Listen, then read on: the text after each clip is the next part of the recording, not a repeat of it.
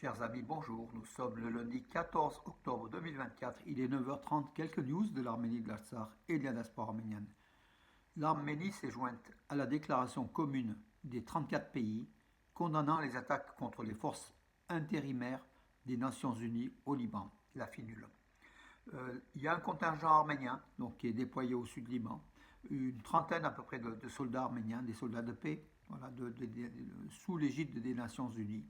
Et l'Arménie également donc s'est jointe à la France et à d'autres pays, hein, donc la Pologne, 34 pays au total, pour condamner les attaques contre les forces de paix de la FINUL, de l'ONU. Voilà. Ça revient donc le corridor 5 une nouvelle fois, donc le couloir de regardez, déclaration du ministre turc des Transports et des Infrastructures. Il a affirmé que je n'exclus pas que le couloir de transport partant des régions orientales de l'Azerbaïdjan en direction de la République autonome du Nakhitchevan traverse le territoire de l'Iran ou de l'Arménie. Voilà. Donc, en fait, Abdülkadir Uruglu, le ministre turc des Transports, a affirmé donc sur Canal 7, une chaîne de télévision turque, que le corridor de Zangezur est toujours d'actualité, mais que voilà, donc il y avait deux options. L'option iranienne qui passe par l'Iran, la route est de 61 km, et la route qui passe par l'Arménie de 43 km, donc c'est plus attrayant au niveau de la rapidité et puis de la distance, mais que voilà, c'est au bon vouloir de l'Arménie.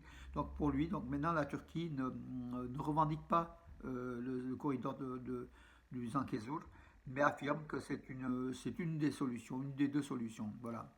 Euh, une nouvelle fois, donc à la demande de Bakou sans doute, donc ça revient à la mode, enfin ça revient à l'ordre du jour, ce corridor du Zangezur.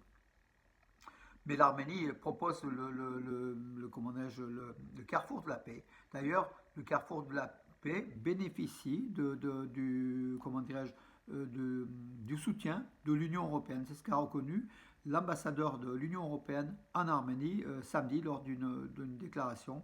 Voilà, donc cette route, les axes de transport où l'Arménie domine, où l'Arménie est sur son territoire est souveraine, c'est l'option privilégiée de l'Union européenne, également de l'Iran qui soutient cela. Il y a très peu de pays qui soutiennent le corridor de Zangezur.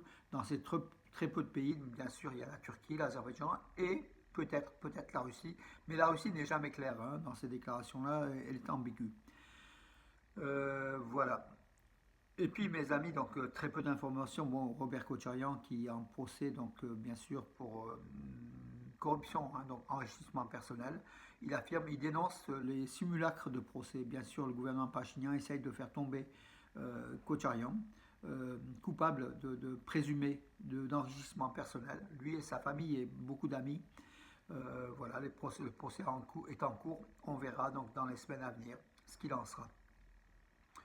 Alors, contre toute attente, l'Arménie on attendait une victoire de l'Arménie contre la Macédoine du Nord en Ligue des Nations, groupe Ligue C, groupe 4.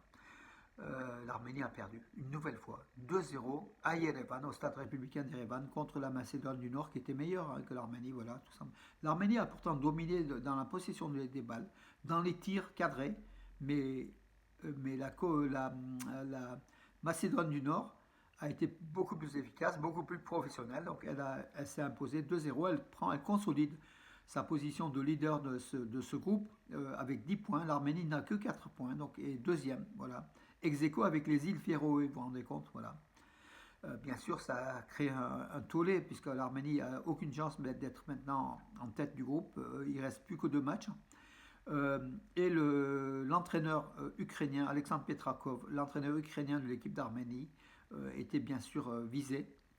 Il a dû démissionner, il a été démis de ses fonctions, du moins par la Fédération arménienne de football, face au tollé, comment dirais-je, face à la horde de supporters arméniens qui ne voulaient plus voir cet entraîneur, qui ne cumule que des défaites au sein de l'équipe d'Arménie, alors que l'Arménie a de bons joueurs, mais bon, l'entraîneur qui est un peu le chef d'orchestre doit aussi réguler cela, et il n'a pas joué son rôle. D'ici 2 semaines, l'ensemble du lot des 171 bus et 15 trolleybus seront en Arménie, c'est ce qu'a déclaré Diklan Avignon, le maire d'Yerevan. Yerevan qui fêtait hier, c'est son 2806e anniversaire, festivité sur la place de la République hier soir, avec de nombreux chanteurs, chanteuses et puis prestations artistiques.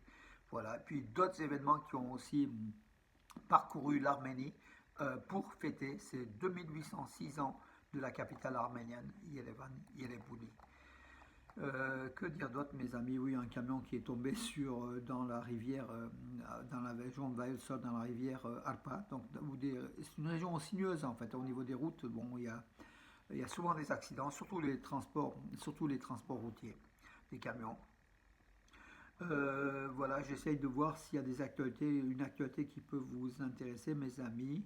Euh, voilà, bah écoutez, on a fait le tour, hein. Je crois qu'aujourd'hui, on va être bref. Je vais vous laisser, ça vous laissera plus de place, mes amis. Et puis, je vous souhaite une bonne journée et à demain.